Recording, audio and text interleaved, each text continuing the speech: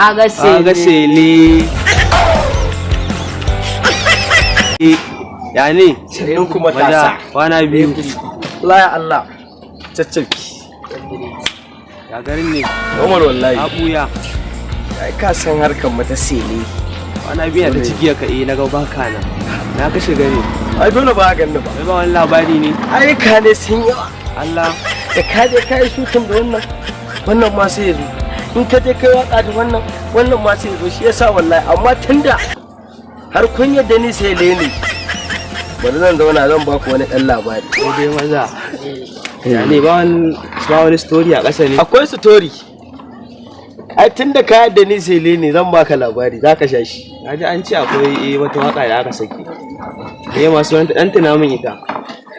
Wai ba na ji ma an ce ka kubure ka da M Inuwa da M Sharif duk ka fi su iya waka ba a gari sai baza a je.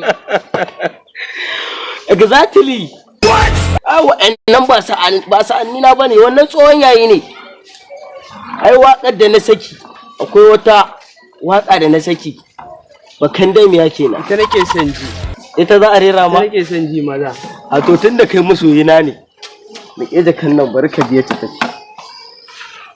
Ni ne sanata ta na zo a ta ina kunna ta ba ta idan ni da ma ta ka je ta take Ba ƙarya. yawa idan yanzu wannan wakar ta mutu bare kan sun isa su zo su yi wannan wakar Je dai maza.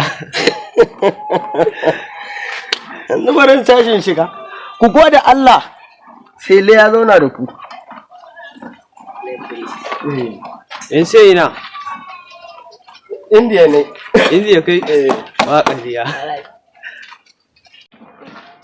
Haka fa mawaƙan nan suke ɗaukaka wallahi. Sai ka ji shi a gidan rediyo. Wannan waka kana ji. Ba waka haddasa wani kwatata ta na wani daɗi a cikin wannan waka. Allah.